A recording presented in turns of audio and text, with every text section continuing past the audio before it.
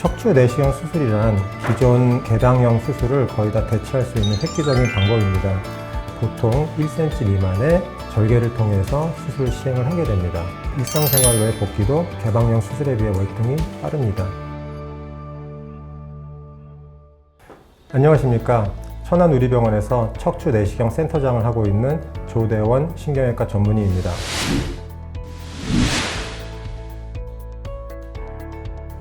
네, 척추 내시경 수술이란 현존하는 척추 수술 기법 중 가장 작은 절개로 기존 개방형 수술을 거의 다 대체할 수 있는 획기적인 방법입니다. 더욱더 큰 장점은 개방형 수술에 비해서 내부 조직 손상, 뼈대 손상이 거의 없기 때문에 일상생활의 복귀도 빠르고 척추 본연의 기능을 고스란히 유지시킬 수 있는 최첨단의 척추 수술이라고 볼 수 있겠습니다.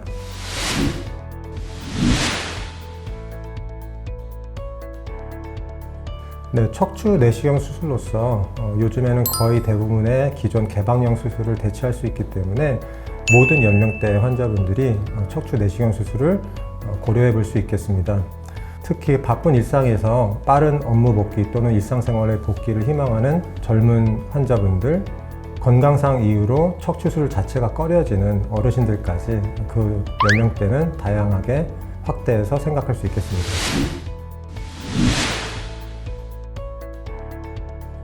보통 이제 내시경 수술을 나눌 때 양방향 내지는 단방향 척추 내시경 수술로 나뉩니다.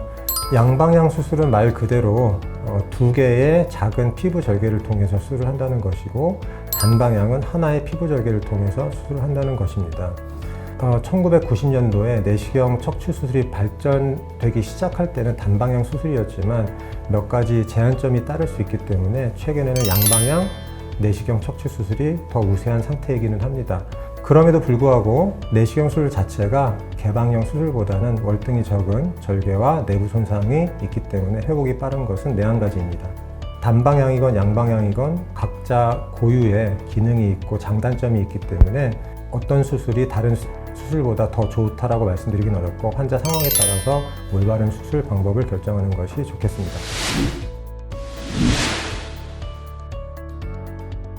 보통 이제 경추부 또는 흉추부 수술을 시행을 할 때는 환자분이 움직임이 전혀 없어야 되기 때문에 전신 마취를 하게 되고요. 요추부 같은 경우는 전신 마취까지는 필요 없기 때문에 하반신 마취 이후에 수면 상태에서 수술을 진행을 하게 됩니다.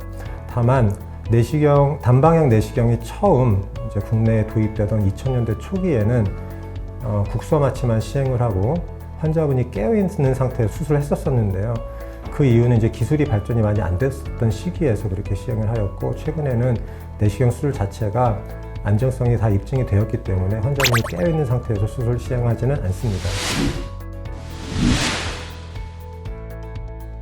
척추 내시경 수술은 그 손상이 최소화된 상태에서 수술을 하기 때문에 입원 및 퇴원 기간도 단축되는데요. 대부분의 경우 하루 내지 이틀 만에 퇴원을 할 수 있다고 되어 있습니다. 그리고 수술 당일부터 환자 스스로 거동이 가능하기 때문에 일상생활로의 복귀도 개방형 수술에 비해 월등히 빠릅니다. 그리고 전체적인 회복 기간은 2주에서 4주 정도 말씀을 드리는데, 그 기간 동안 일상생활을 전혀 못하는 것은 아니고요. 일상생활 내지는 가벼운 업무는 모두 하실 수 있으나 허리를 직접적으로 써야 되는 스포츠 활동이나 어떤 무거운 물건을 반복적으로 든다든지 이런 활동들은 4주 정도 지나가면서 서서히 시작하면 되겠습니다. 재활 과정은 보통 2주에서 4주 정도 운동치료실에서 물리치료를 병행하여서 시행하면 되겠습니다.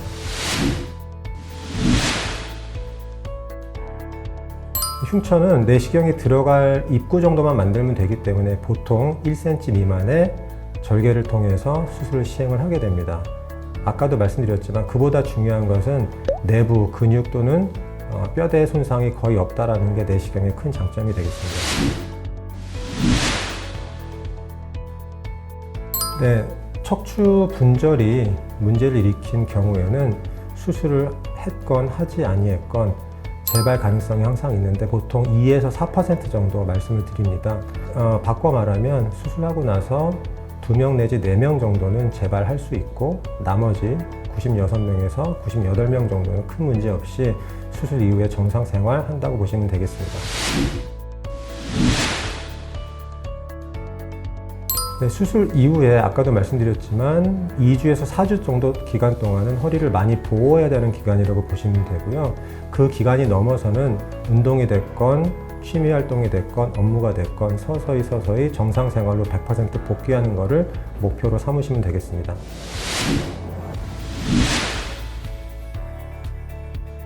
네, 척추 유합술을 포함한 이제 척추의 수술을 하고 나서는 내 피부 안쪽 근육 내지는 뼈 근처에 유착 조직이라는 게 필연적으로 발생할 수밖에 없는데요.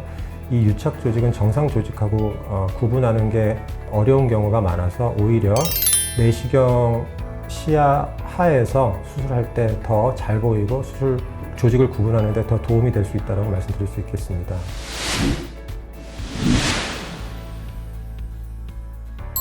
네, 수술은 당연히 어느 부위가 됐건 안 하는 게 좋겠습니다만 일반적인 주사 치료 또는 약물 치료 또는 물리 치료 등등의 치료를 받았을 때 호전이 없다라고 하면 수술을 피하기는 어려울 것입니다. 그러나 일상생활 자체가 어려워지고 업무도 할 수 없는 상황으로 통증이 악화가 된 상태라고 하면 어떻게든지 이제 통증을 완화시키거나 없애드리는 게 저희 척추 전문 의사들의 몫인데요. 내시경 수술을 통해서 빠르게 통증을 완화시켜서 일상 내지는 업무로 복귀를 할 수 있다면 내시경 수술을 꺼려하기만 할 필요는 없다고 생각합니다. 네, 척추 내시경 수술은 현존하는 척추 수술 중 가장 진보된 척추 수술 기법입니다. 진보된 수술 기법이니만큼 의사의 경험도 중요하고 진보된 기술과 지식을 습득한 상태여야 할 것입니다. 수술은 모든 환자분의 마지막 선택지가 되어야 하겠지만 마지막 선택지임과 동시에 통증으로부터 자유로운 새로운 일상의 시발점이 될 수 있기 때문에 통증이 해결이 안 되는 경우에는 척추 내시경을 꼭 고려해 볼 필요가 있겠습니다. 네, 지금까지 척추 내시경 수술에 대해서 간략하게 설명드렸던 천안우리병원의 척추 내시경 센터장 조대원이었습니다.